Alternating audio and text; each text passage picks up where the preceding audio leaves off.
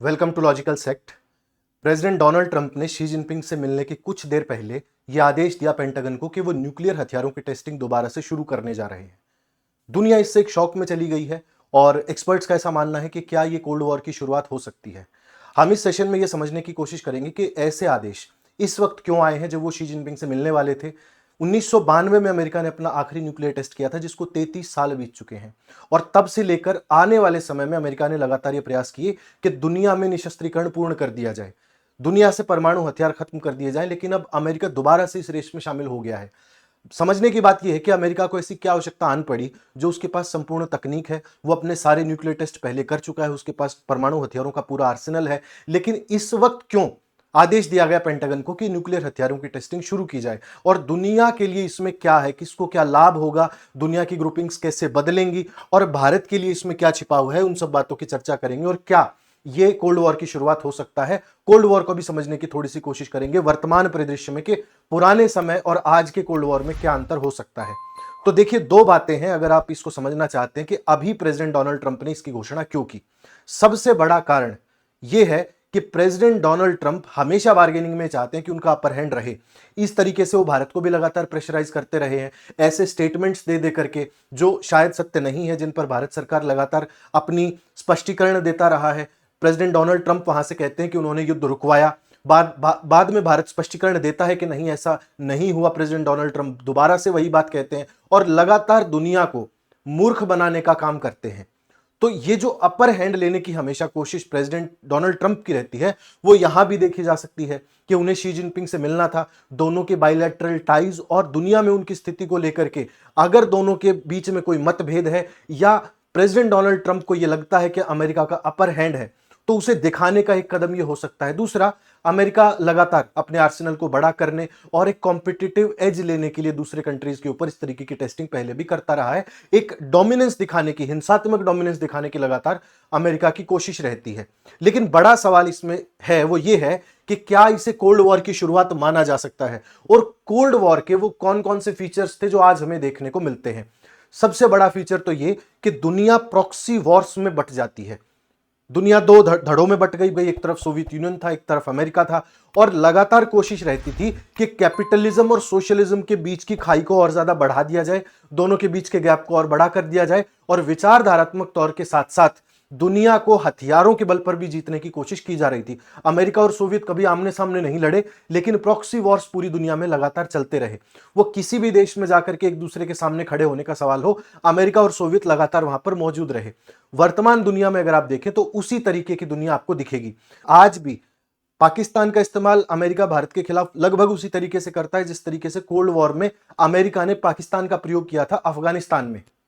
वैसी ही स्थिति आज खड़ी हो गई है। चाइना के साथ बहुत लंबे समय तक रणनीतिक भागीदार रहने के बावजूद आज पाकिस्तान पीठ दिखाकर चाइना को अमेरिका की तरफ चला गया है।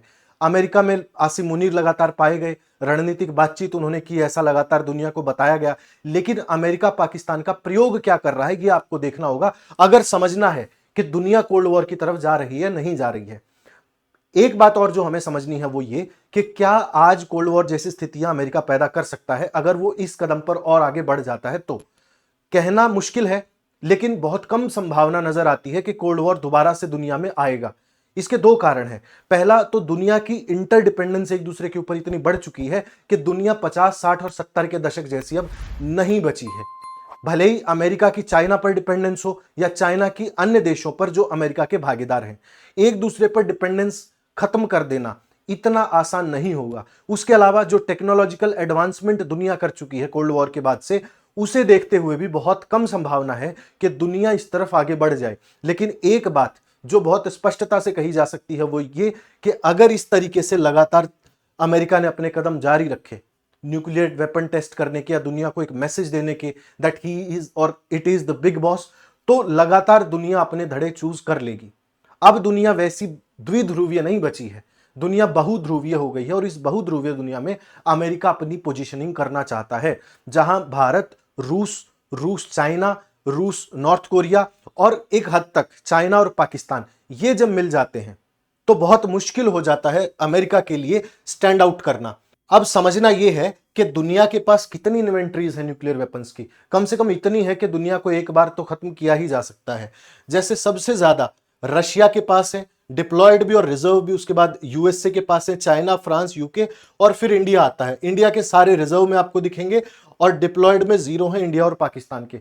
तो जब ऐसे न्यूक्लियर पावर कंट्रीज एक दूसरे के अगेंस्ट खड़े हो जाएंगे, एक दूसरे का विरोध करेंगे, तब कोल्ड वॉर से ज्यादा ये एक फुल फ्लेजेड वॉर की कंडीशन बन जाएगी, अगर बनेगी दुनिया में तो। अब एक और बात जो समझने जैसी है वो ये कि अमेरिका को इससे क्या मिलेगा और बाकी देशों को क्या मिलेगा। तो देखिए, अमेरिका अगर फुल फ्लेजेड एक्सप्लोजन करता है, फुल फ्लेजेड टेस्टिंग करता है, तो उससे जो अमेरिका की छवि थी परमाणु निशस्त्रीकरण की, वो पूरी तरीके से धूमिल हो जाएगी। एनपीटी, सीबीटी जैसी सारी कोशिशें पानी में चली जाएंगी और अमेरिका अपनी एक नैतिक छवि का नुकसान करेगा जो उसने पिछले कुछ दशकों में बनाई थी। अगर वो छुटपुट प्रयोग करता है तो उससे बाकी देशों से रिएक्शन आएंगे, शायद उसके कुछ विरोध के देश भी इस तरीके की टेस्टिंग कर लें। लेकिन अगर ये सिर्फ मैसेजिंग के लिए था तो अमेरिका को सबसे ज्यादा नुकसान अपनी छवि का होने वाला है कि वो पूरी दुनिया में एक मैसेंजर बनता है कि इस तरीके के कार्य नहीं होने चाहिए और फिर खुद ही उन कार्यों को प्रमोट करता है। अब इस पूरी बातचीत की बॉटम लाइन क्या है? बॉटम लाइन ये है कि अमेरिका अपनी नैतिक छवि का तो पतन करेगा ही, लेकिन दुनिया में परमाणु की रेस को और ज्यादा बढ़ा देगा। वो सारे छोटे छोटे देश जो अपने अलाइज के साथ लगे हुए हैं, उनको ये किसी न किसी दिन समझ में आएगा कि अमेरिका जो पूरे दुनिया में ज्ञान देता है कि आपको परमाणु निशस्त्रीकरण करना चाहिए, वो खुद भी न्यूक्लियर टेस्ट्स कर रहा है। तो खुद को मजबूत हर देश को करना चाहिए, वो भी इसी रेस में लग जाएंगे। एक पूरी रेस दोबारा से शुरू हो जाएगी जिसको दुनिया ने मिलकर के एक समय पर रोका था। नैतिक छवि अमेरिका की निश्चित तौर पर नीचे जाने वाली है और अगर दुनिया अपने अपने धड़े पकड़ती है तो ये एक नए कोल्ड वॉर की शुरुआत भी हो सकता है। अब किस तरफ ये न्यूक्लियर टेस्ट जाएंगे, क्या अमेरिका रणनीति अपनाएगा, दुनिया किस तरीके से रिस्पॉन्ड करेगी, ये सारी बातें भविष्य की गर्त में है। इनका कोई सटीक जवाब आपको नहीं मिल सकता है। लेकिन हाँ, आगे अगर कोई और डेवलपमेंट इस तरीके की होती है तो हम आपको जरूर देंगे, उसका विश्लेषण करेंगे और समझने की कोशिश करेंगे कि उसके बारीक मायने क्या हैं। तब तक आप देखते रहिए लॉजिकल सेक्ट और सब्सक्राइब करना ना भूलें। बहुत बहुत धन्यवाद।